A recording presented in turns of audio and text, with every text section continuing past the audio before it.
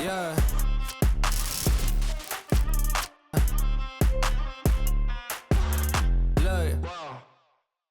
Look. LaTecia Johnson, you have been my favorite person I've connected with in the last like 2 months at least, if not more, because very few people have that overlap of creative and tech and like the worlds that they're serving. And so when we got connected and you told me what you were doing, I was just hyped to meet you because I just Thank you. like what you're doing.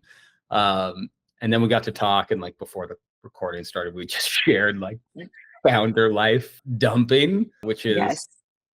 therapeutic. And I think we all need to do this more. Yeah. I don't know why people don't do it. I don't know why people don't do more. Just be honest about the process and the journey. Right. So, okay. So let's do the recap, because Ingenious Studios is your business. Mm-hmm, Right. And so tell me, I mean, I want to know the whole story again and get like the whole journey, the ins and outs, but tell me about the product. Like, tell me about what you're building. So I think the easiest way to explain Ingenious is that we help accelerate the path to market for global brands and talent. And what we're really looking at and really focused on is helping brands work better with the creators across their roster for their in-market activations. And that looks like working with kind of athletes that are doing these partnerships and these activations, working with artists and musicians, as well as content creators, I think is traditional, but the process of actually launching and running a creator-led campaign is just deeply manual, requires a lot of action and activity from so many different teams. And it's just really, really complicated. And a lot of it just boils down to a bunch of people jumping in spreadsheets and trying to manage things. And you're laughing because you worked in creative Oh, for and a I have while. spreadsheets open. Like There's a spreadsheet, and I always say, like, there's a spreadsheet as we're talking that's probably haunting you right now. And that's just something that we've accepted as like the status quo. We have like all this technology, we have all of these cool tools, and at some place, it will say, "Hey, I'll just spin up a spreadsheet," and then that spreadsheet becomes the thing that rules everything. And I've worked in operations, I've worked in media and tech and creative for a very long time, and it's just like, why is this the normal thing? And what I realized is like operations is the hardest thing to solve for. So people rarely start there. It becomes the afterthought. And like my approach to Ingenious was, well, what if we start there and we really take the time to solve this problem and get people out of the spreadsheet and really take the time to understand why they default to the spreadsheet, and then start to build a tool that's intuitive to the ways in which creative teams work and how they interact, and then be able to scale things from there. So, I mean, that's a kind of really, really big way to say, like, this is what we're building. That's cool though. I mean, there's so many things to touch on. One is like, I think why we connected is we saw very similar problem sets and we approached them from different angles, right? Which is great. And it's fun. So one of the early pieces of advice that was conveyed to me was like, make sure you're not like, it was around the spreadsheet. And I was like, can you do it easier in a spreadsheet? And it's such an interesting place to start from an analysis. Like, do columns and rows work? And I say this because most recently I was following, some really smart, really, really capable person on LinkedIn and associated with YC. And they're like, oh, here's the stack we recommend to startups. And it was literally 35 different applications. Yeah. And I was going through it. It's like, I need a spreadsheet to manage those applications. To know where I go. Yeah. And like, that's actually insane. Exactly. And that's like our approach, right? Is that like, listen, you're not going to automate everything, but there's these specific use cases like brand activation, creator activation that absolutely can be automated because all of the touch points, and they don't need to be as elastic, if you will. And it sounds like that's where you came from, because this is also an inflection point. Like, creator economy didn't really exist until 7 years ago. Exactly. Right. It's I'd say it's changed so much over the last decade, especially traditional media. And when we think about traditional media, or we think about media as a whole, It's really this idea of like, we think about Disney and we think about Marvel. We don't really think about the creator. We don't think about Issa Rae or Mr. Beast, but really look at their businesses. They're Issa building Rae was just on my crossword, by the way, and it's like one of my fiance's favorite actresses. So anyway, but she started on YouTube, like she started on YouTube. She had a video series on YouTube about, I would say 2010, 2011, Misadventures of an Awkward Black Girl. And that's where she started. It was on YouTube, and she was in college and putting together these videos for with her college roommates and teammates, and really working through. And it became just this kind of massively viral thing. Everyone knew about it. And that's kind of where the story of Issa started. no. And like now we see her and she's doing all of these amazing things, but Mr. Beast and Issa started on YouTube. They started at the same place. And so when I think about creators or the creator economy, and I think about media, and I start to say, well, okay, if you really look at how creators are working and acting today, they're operating as media businesses. They're starting on YouTube, and then they're diversifying into products or merch. And then they're looking at, okay, well, I have a community. You're marketing across different channels that you distribute your content across. What do media companies do? Yeah. Right. And so we are at an inflection point for that. And I just think it's such a unique opportunity to be able to say, okay, you have a bunch of creators and teams that are managing these large budgets. Yeah. And you have traditional media who is big for all of the reasons that they needed to be big before. And it's changing. And now a lot of things are independent. And a lot of the systems and processes are being built as we go. And when that happens, you're not thinking about optimization. You're thinking about solving problems. But to really be able to scale things, you have to start thinking about optimization. You have to start thinking about the ways in which things work and how they work better together. And just everything is just so fragmented, right? 35 different, the thing that you guys are solving for, 35 different tools. If you really look across, like agencies use something, brands use something, creators will never log into that thing. All of these systems are broken, and so like that's the opportunity. And where we see the opportunity is to really become that infrastructure layer for the creator economy and the media industry to help them work better together. That's really cool. And it's so funny. I'm reading this book right now that's actually propping my laptop up. Otherwise I would feature it, but it's like Trend Breakers or something like that, or Pattern Breakers, it's called. Okay. And it's like very a cool. Teal collaboration, whatever. His first book, 0 to 1, I think is one of the greatest startup books, regardless of, you can say whatever you want about the guy, but he's smart and good at what he does. And regardless, the book is starting off, and some of it I agree with, some of it seems a little reductive or deductive, but they talk about these inflection points, right? And that's like kind of how the book is starting off, to your point. And then they talk about how important identifying behavioral change is. Mm-hmm. And like literally this spoke to me because I'm like a child of behavioral economics, and I am fascinated by it. But it's also amazing. I don't know how it's been in your experience, how much pushback you get sometimes. Like Mm-hmm. I get pushback in good ways and in, I think, bad ways, like people that honestly don't know what they're talking about, which is they're like, oh yeah, like they look at every day, right? And they're like, this is gonna make for a substantial behavioral change. Mm-hmm. I'm like, yeah, that's like the sticky part. Like that's the big one, is that you want behavioral change. You want to see the inflection points in the economy and technology, and then identify a new way to work that wasn't possible before, and get people to work that way. And so it's like, it's sometimes we come up against it and people are like, they say it as a negative thing, like, man, will require a behavior change. And I'm like, yeah, that's the thing we're indexing for, is like your behavior now, and the way that for us, it's the way that you interact with multiple stacks and all the pervasive number of applications and files within those multiple stacks in one space is like, it's a shitty behavior. Like it's a really bad way of working. And you're Yeah. you're doing the same in the creator economy. And I'm really curious because I think one of the biggest inflection points that has happened, particularly to your economy, is NIL. Yes. Okay, Talk to so me about NIL. This is well, my favorite I thing to talk literally about. just met with the Learfield is the company, Yeah. and I met with UGA's rep because I went to an AMA conversation. Shout out American Marketing Association, and it was women in sports.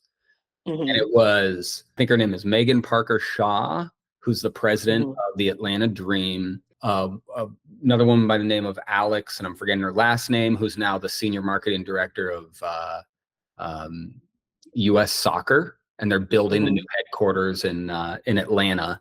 And I'm like, I'm Yes. a Portland kid, so like I walked up to her and I was like, one, aside from Nike and going to my rival high school, also the women's national team to us, like women's soccer, was just soccer. There was no like Hmm. women's, There's no difference. Yeah. because you were just like, no, the women's teams are like, Mhm. they just were the best. And so like you went to UP and you went to see all these amazing, anyways, it was interesting to make it. And then we had the Coke sports marketing team and Mhm. this amazing woman, Shelby Wright, who's at UGA. And she was just like, she knows it in and out. She's been in the sports marketing world. And I went to coffee with her, and aside from her just being awesome, she was explaining to me everything that's going on with Yeah. NIL. And Yeah. I think it's the biggest, it will be it's the biggest singular shift that has happened to the creator economy, or I think the economy, period. And I'll say it, the last 100 years, really, yeah, yeah. right? If you think about, like, and for those who are watching or don't understand what we're talking about, NIL, I'll just kind of break it down. Is that about 3 years ago, there's a new federal regulation that was passed, name, image, and likeness, granting college students the right and authority to actually take part and receive endorsements for the usage of their name, image, and likeness while they are still in college, which is huge because previously only the teens themselves had access to it. It was illegal. Right. Hmm. Yeah, yeah, yeah. Yeah, so it was a big change and it was a big shift. And it's also why right now we see the women, I think the women's side of the NCAA have really been able to kind of catapult themselves through. We think about Caitlin Clark and Angel Reese and kind of all of these big name college athletes that are entering into professional sports, already having huge fan bases, already having crazy endorsement deals.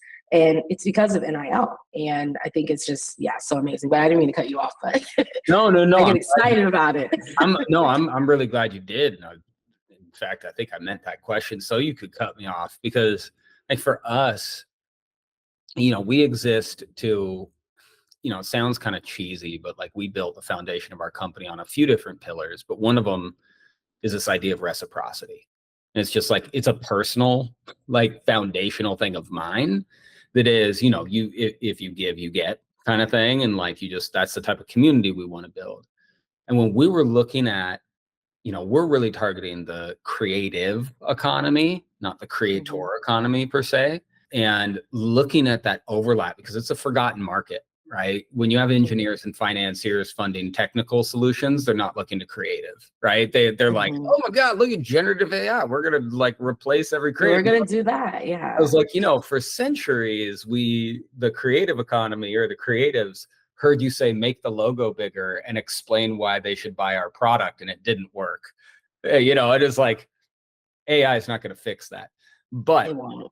that's a different subject for a different day.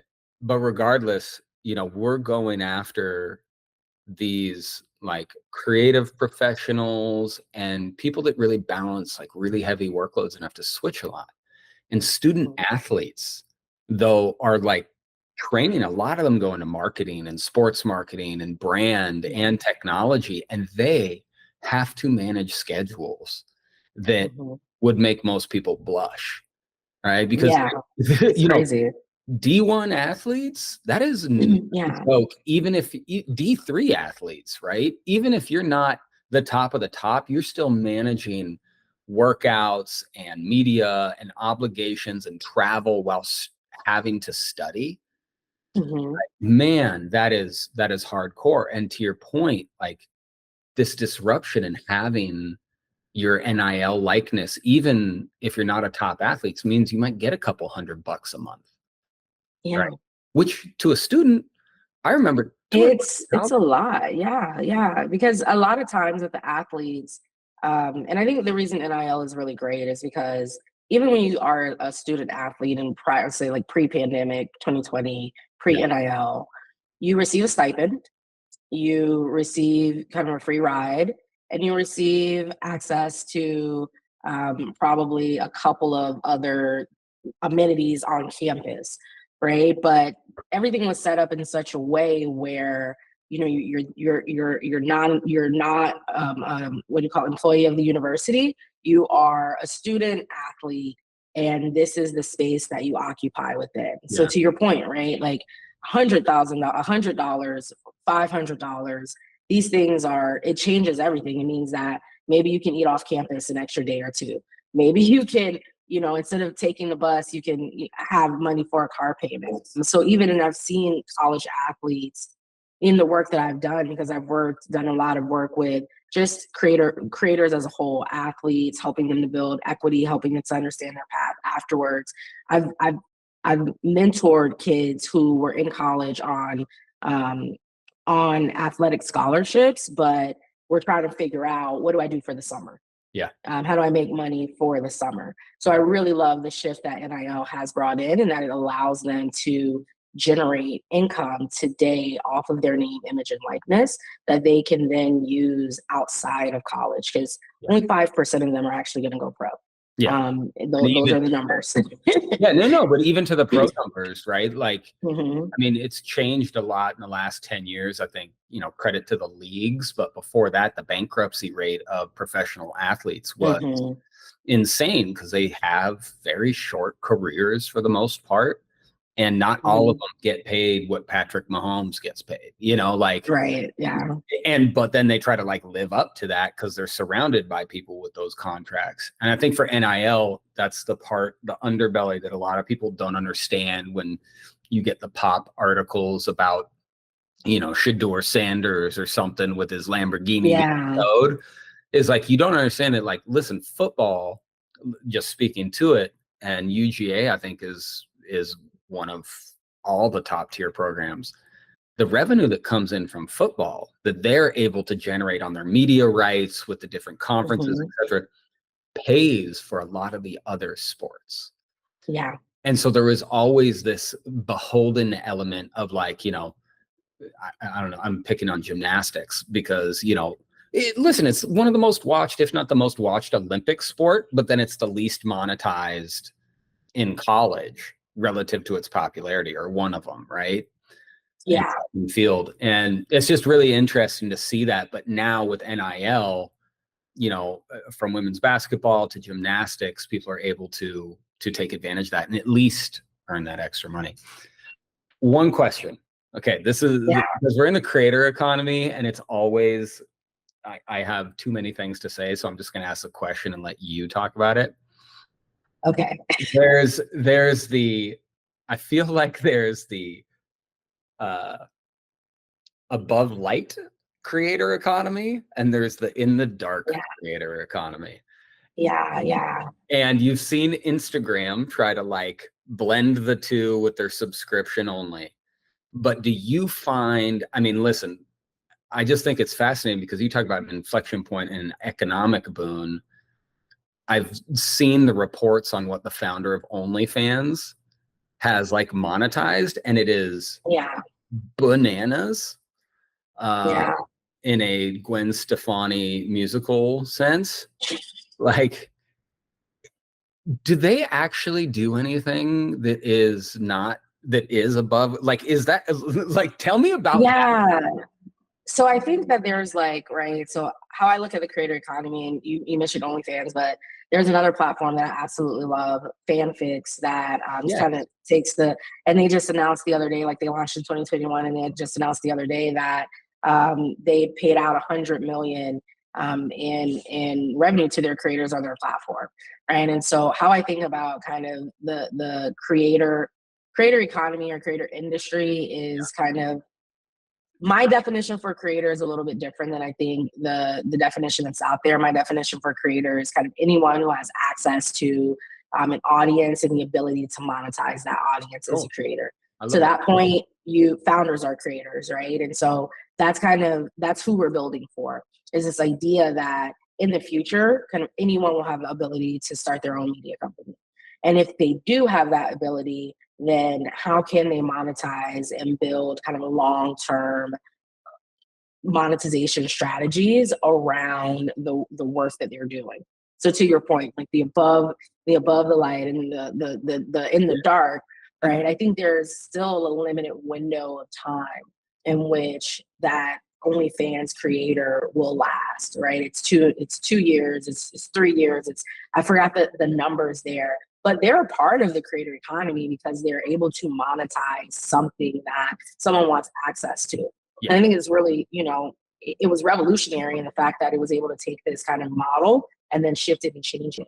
What we're seeing on the other side, though, is this opportunity, this idea around subscription and how to kind of launch your own communities where you don't necessarily have to go to that other side, but it's more so focused on, okay, I'm a chef and you want limited recipes, and I can give you kind of these exclusive recipes that you do every day. And creators are the most watched type of content across, over streaming, over YouTube, over Netflix, YouTube, Instagram, Reels. The most amount of watch time goes to those platforms. And there's a reason for that, because people are looking for kind of that connection and wanting to see kind of everyday people who look like us actually doing things and being a part of that kind of creator economy.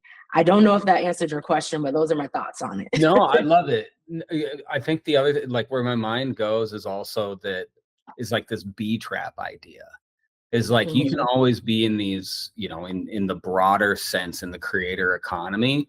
And then there are certain platforms that just, have the privacy play that like you can't come out of. Like, I don't think an OnlyFans creator person, it's much harder, I should say, for an OnlyFans creator to then go back into the like generic YouTube than it is vice versa. The reverse, yeah. Yeah, to go in reverse. And once you have done that, right, there's just brand equity that is lost, right? Like, or gain, depending on how you think about it. But like, it is kind of a monodirectional type of thing. Yeah, and I think, and that's why, like, a lot of times what we talk to creators about and helping them to build leverage is like, the power of having leverage is that you get to choose what you want to do with it. And there are two paths that you can go down. And it is like, if you want the brand opportunities, there are certain things that you just can't do because they're going to put those parameters on you. But if you're fine and saying like, hey, if I can make $1 million over here and I know that it's consistent and I can build up a SaaS model for my content and I don't need brands and I don't need the reliance on brand partnerships, I'm fine, then hey, go and do that. But there's this other path where, like you said, if you're using content as a catalyst to that next thing, then these are some factors and some things that you should be thinking about as a creator when you're starting to build and develop your audience in the platform that you choose to launch on and make your primary platform does have an impact on your long-term ability to garner partnerships. It just does. It's it's such a crazy world. Kudos to you for being able to manage it, because I met with somebody yesterday and she's, helping me be more proactive in my content output and all of this. And she was just asking me questions. At first she was like, yeah, you're not really active. Like, I was nervous you're not going to have anything to put out there. Then she talked to me and, we shared a little bit more. She's like, no, you're really prolific. You just don't put anything out there. And I'm like, yeah, because I feel like that's somebody else's game, and well, I think it is. I mean, even this is the best way that I know how, because I'm like, listen, I'm going to call you up and talk to you anyways, because I just like you and I'm interested in what you're doing. Thank you. And it's like, cool, well, let's hit the record button and then post it, and great, we'll get some backlinks, Yeah. stuff. But I am trying to shape personally, and maybe this is how you help shape and cater like people. Like, this is part of the genius of Ingenious. But I think having and finding comfort in, it's such a cheesy or cliched way of saying it, but your authentic voice. Like, find who Yeah. you are, find who you're interested in and what you're interested in, go for it. Yeah. And build from there. Like, how do you, I mean, you're building on the technical side, but you interact with these creators. How do you help people get Yeah. through? And I think, I mean, that's a good question. Like, even though right now, right, I'm building on the technical side, but a big part of my career has been on the other side of it, where being a part of the creator development teams, working directly with creators themselves and launching creator programs and large programs for larger organizations. And so I've spent a big part of my career actually speaking to people, and I get messages all the time. I want to become a micro influencer. Where do I start? And so my advice is always kind of the same thing, where, and it does sound cliche, but in order, the best strategies don't feel like strategies. Yeah. So where I always start with even our clients that I had through my agency, Visionary Rising, where I would always start with, well, what is your goal? Right? What is your goal? And then let's work backwards from there. What do you like to do? You like to talk to people. Okay, great. So maybe your content strategy isn't going to be like Mr. Beast and get it on and talking directly to people and creating these crazy videos. That's not you. That's not authentic to you. But if you can create something that's authentic to you, then naturally you'll build an audience that's attracted to that, because people are just naturally attracted to it. It's also why artists all the time, music artists, we always hear them saying like, I don't want to create another TikTok video, because it's not authentic to them.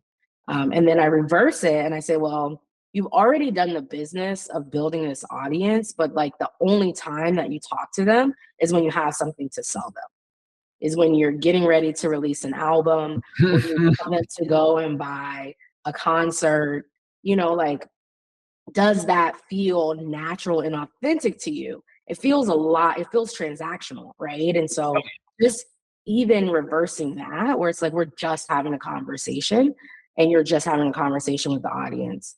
And then you're authentically working and partnering with brands that you already like. You already use this microphone, you already use those shoes. It's something that's natural to you, and figuring out a way to integrate it into the things that you're already doing. Oh, and by the way, there just happens to be a camera there. Is kind of how I would position it. I love that. Kind of a change, right? Kind of a tangent, but we were talking about this the other day with websites, and there's there's this natural tendency. We were talking about it because I saw some venture capitalist post on LinkedIn about how he created a Chat GPT wrapper that created brands. And it was like, describe your company. And then it gave you like, here's a color scheme, here's values, like da, da, da, da, da. And I'm like, okay, so your values were manufactured by generative AI, and out of like a brief description of your company. And then the color palette was literally designed to say, what does everybody else with a description similar to this use? And I'm like, you do realize the output is just homogeneous. It just makes you look like everybody else with nothing unique to say. And it's just totally transactional. I was like, okay, this is the short-sightedness of a lot of engineers and finance people, and and frankly, I think why a lot more companies fail than should. And it's because you have people that think things naturally should be transactional. And it's a focus, and this isn't to what you were saying earlier, but it's a focus too much on optimization and not on value creation. Yeah. Right. And I got back to this because on the website stuff and launching and putting value up there, and I was doing a marketing exercise on vastly different productivity platforms like ClickUp, Notion, Monday, so on and so forth. And there were 6 of them, and they had the same exact tagline and color palette, like down to word, like switching of conjunctions, and you had the same promises. And I'm like, how can you say you're going to be everything to everybody and be different products? Like something's disingenuous. And then you realize how much of it is just optimization for conversion.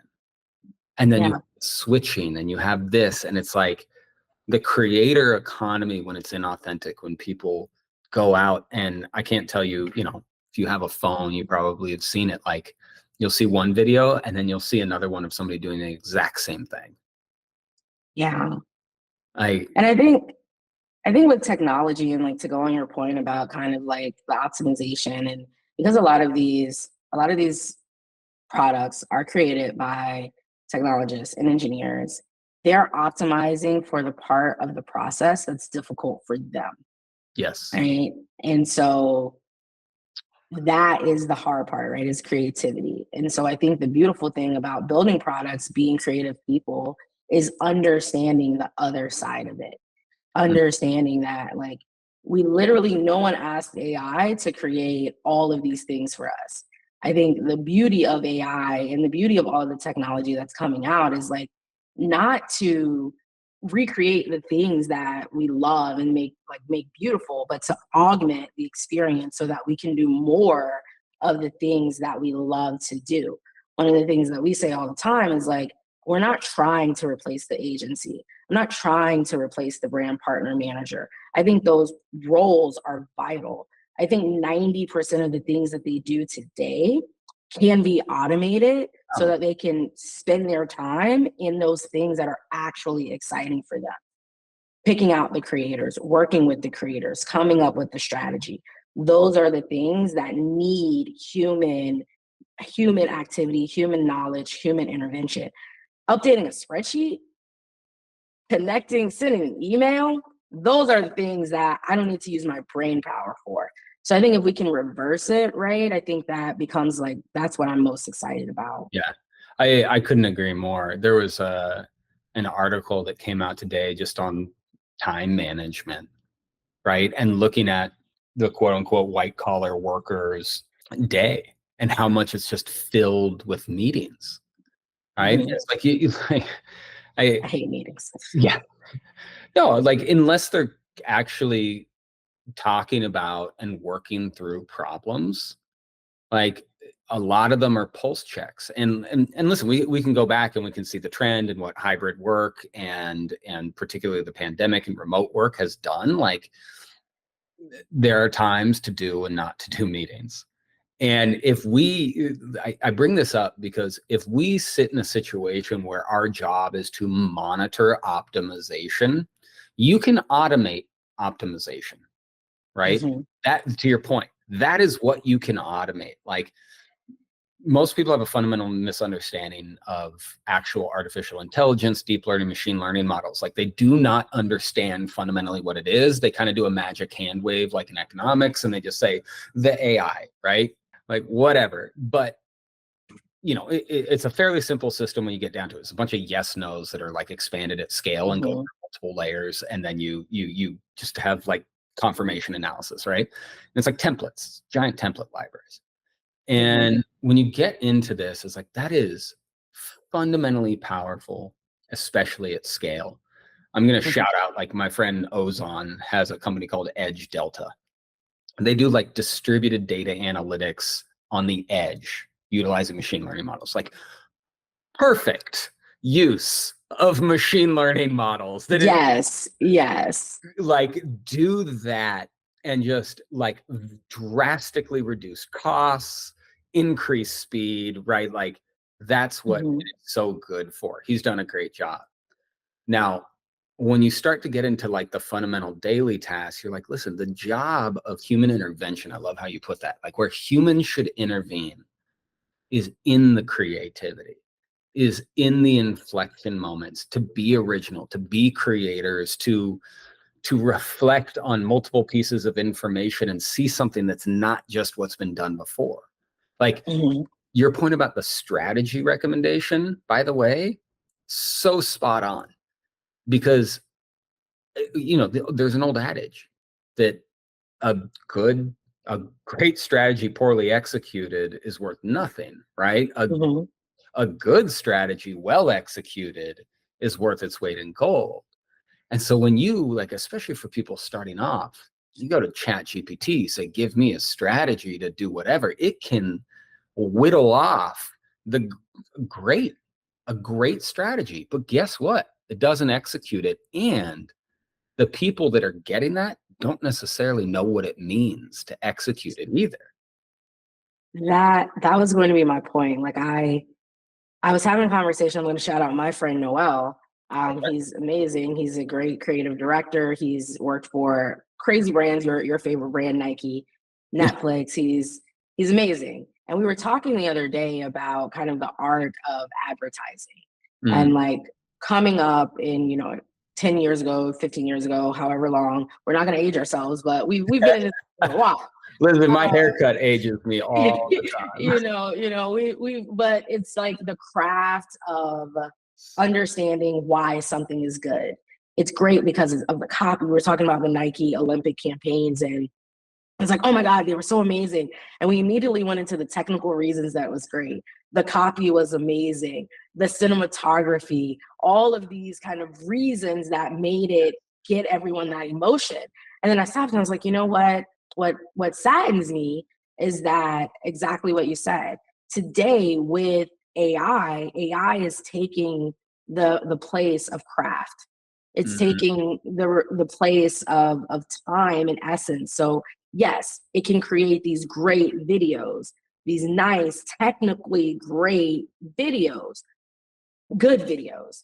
But there's always that little thing missing. You know that it's missing. And why is that? It's because the craft, the art of the craft. And I think that AI is amazing, but it should be looked at as how can we 100x these amazing creators who are doing the things that they are doing so they can stay in their zone of genius and not have to worry about all this other stuff versus we'll just replace the creator. I think that's just like an inherently bad way to think about it. Yeah. And so when you were talking about it, I'm like, yeah, that's exactly it, right? It's like, let's augment these things over here. Let's make the process better. And so that we can focus on the craft of things, because when strategies are created, how do you know if you're getting a good strategy? Yeah. I've been impressed with the things that ChatGPT has said because I understand the art and the craft, but there are still things that myself and my team will have to do and say, okay, we'll change this, shape that, do that. It's a great starting point, but it's never going to be able to give you those pieces to actually go out and execute because you don't, unless you've done it, you don't know how to do it. Remind me, we're putting together a conversation on the future of creativity in tech. So you invite your friend Noel, because that sounds exactly, we're having a couple of people from our brand world. So we're going to do it with our scene. So you're going to join me on that, because that would be like, this is literally what we're trying to do in Atlanta right now, is connect the technology, creative and brand worlds. They're massive here and there's nobody connecting the dots. Yeah, right? That's what we're doing in Austin. Exactly. We just need to connect these dots. But to your point, it was so funny. There's a super talented portfolio company alongside us here. And I think they're doing a great thing utilizing AI. One of the things that I think is the overpromise that happens, because I don't want to poo-poo their idea. I think their idea is really useful and really great. And they have super talented guys, like super talented. But it's the idea of like just purely federated search across applications. And it's like, no, that's very powerful and something that didn't exist in the sense that it did now with generative movements. Like, I agree. But the problem that it ignores, and I'm sure they have a way of compensating for this, but the problem that it ignores is I still need to know what to search for. And you can't replace that. It is a great monitor, but it is not a great behavioral shift, because it just adds a different, like, for me, I don't know how you are, you're probably smarter than me, but like, I kind of reference what I'm looking for, but then I need to see it. And I need to like go through it again to actually be able to work. And I know like creatives are the same. And like you can't. I was gonna say most creators are the same. Yeah, and you can't replace that aspect of it. And I think additionally to your point on the craft, my friend Sarah, who's going to join in that conversation, is a brilliant writer and does brand narrative, right, at the Swoosh, right, and global brand narrative, and is like just the advocate for the craft in a way that I appreciate.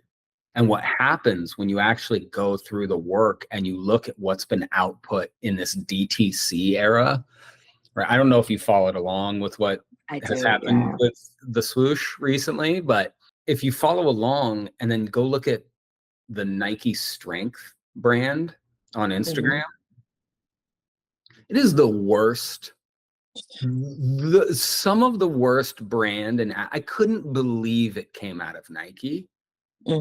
How poorly executed the design and the copy were, right? And it was, you could tell that it was optimized, that it was A/B tested to use keywords that people associated with weight training.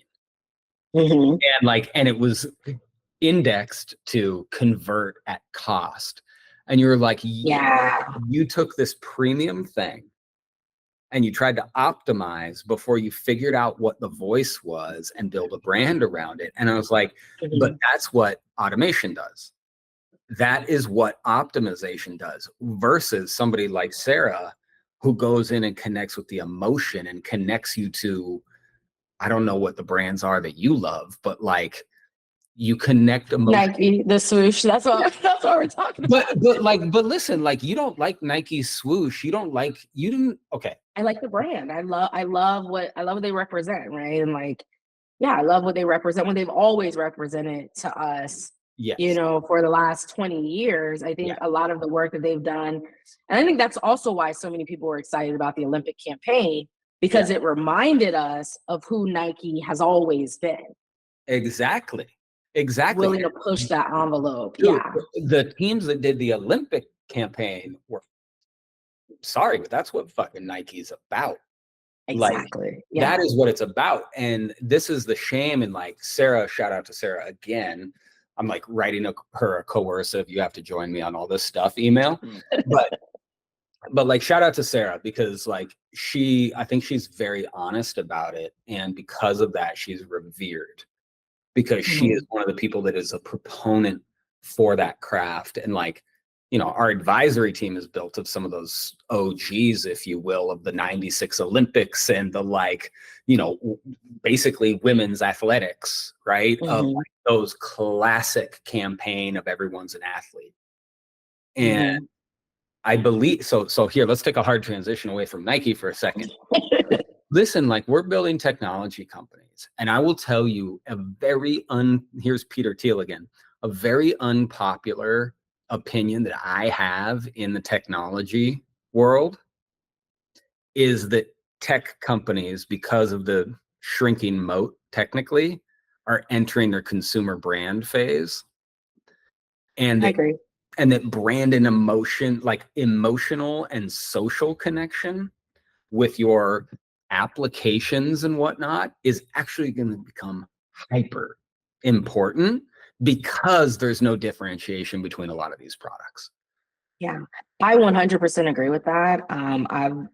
Prior to launching Ingenious, I worked for a lot of I was advising startups in the blockchain space. I spent a good five years doing that, launched some really cool projects and things like that. And what I always told them, and what I still believe, is that product is secondary to how you make people feel.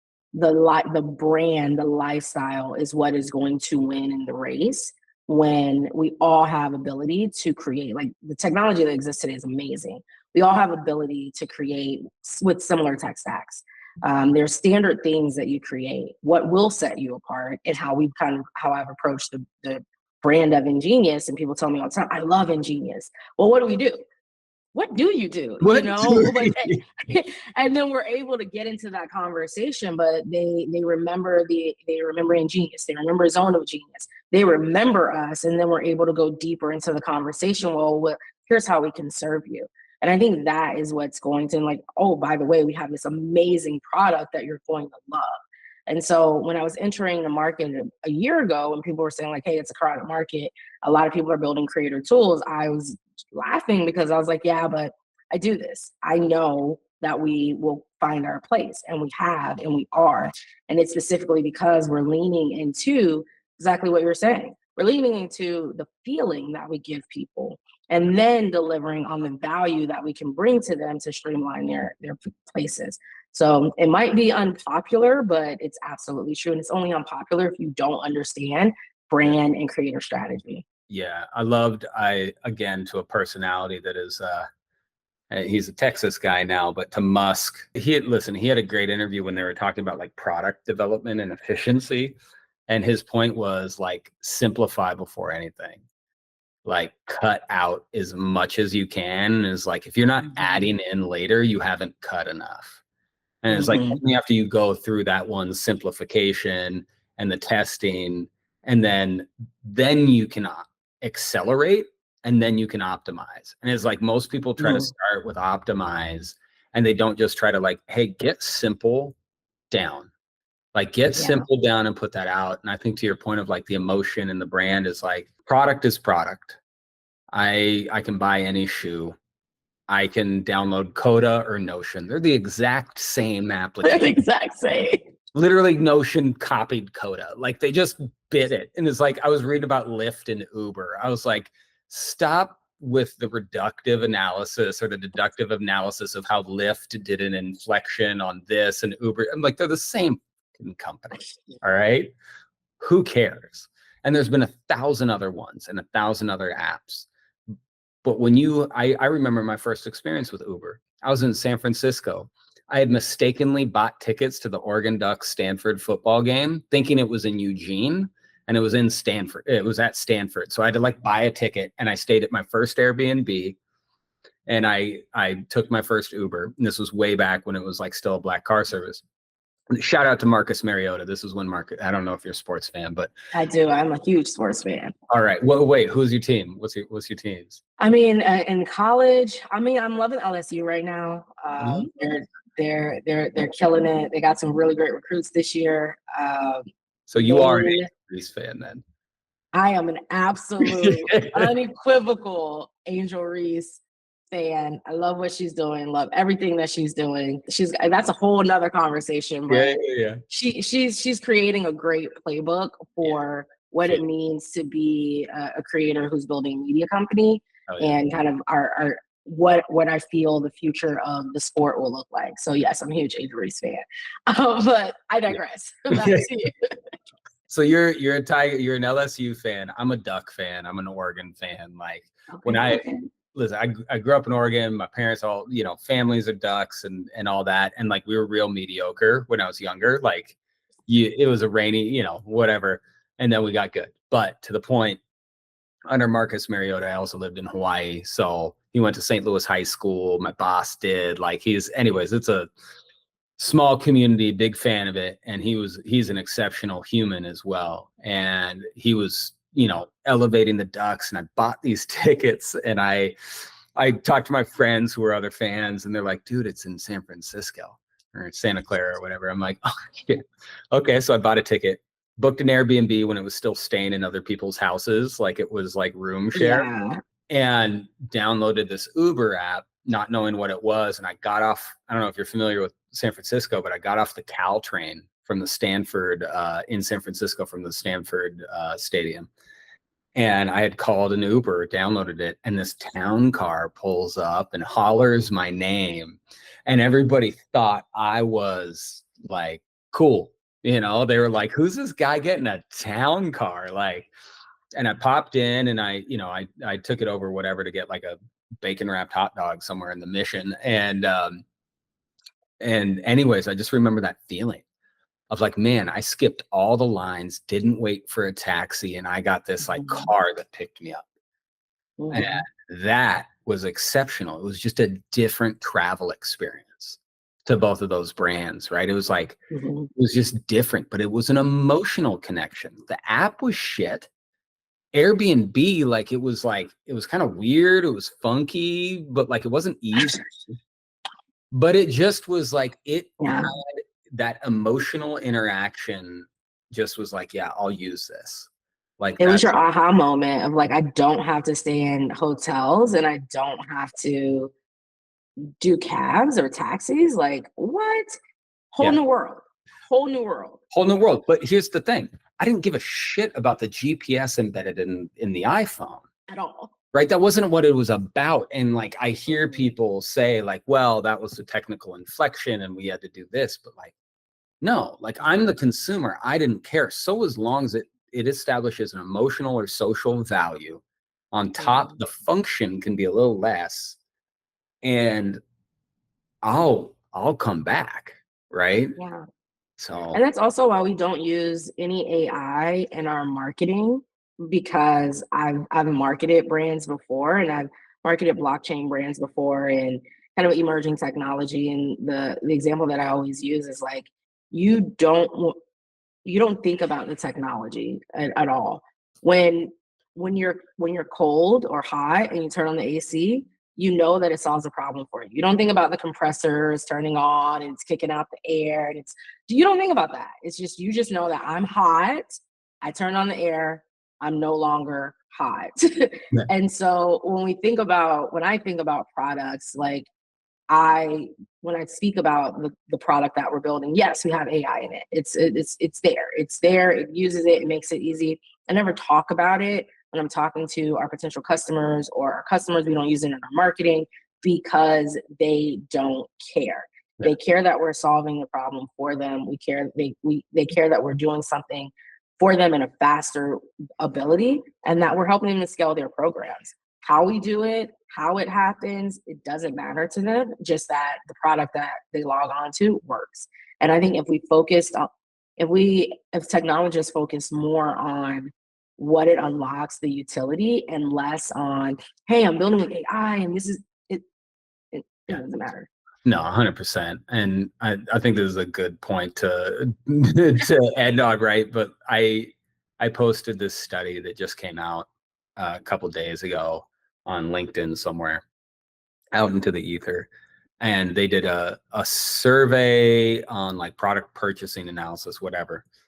And 100% of respondents reduced the value or like didn't purchase or something, like whatever it was. 100% of respondents devalued a product if it included AI. I believe it. Devalued, right? Like Because 20. they don't understand it. They don't understand it, and they don't understand what AI is. And so when you tell them it's AI, they're gonna automatically, it's again changing the behavior, right? Yeah. It's something that's new. It's something that's technically more advanced than what we're used to. The general consumer is used to, and because of that, they're gonna automatically devalue it because they don't understand it. Yeah, I agree. I think they don't understand it. I also will add that I think that people inherently, to your original point, don't care. Like, and what, like, you know, currently, right? And I think this is brilliant that you're not including it as marketing. You know, my CTO and I, Sean, were talking about this. Is like what AI did in the last year and a half. Like, I don't know if you saw the reports on how many companies are going out of business, like startups, and Yeah, how many of those are AI companies, yeah. right? That have zero fucking traction because they're not doing anything of actual value. They just took technical like accomplishments and like tried to package them. You're like, that doesn't, whatever. But to the point,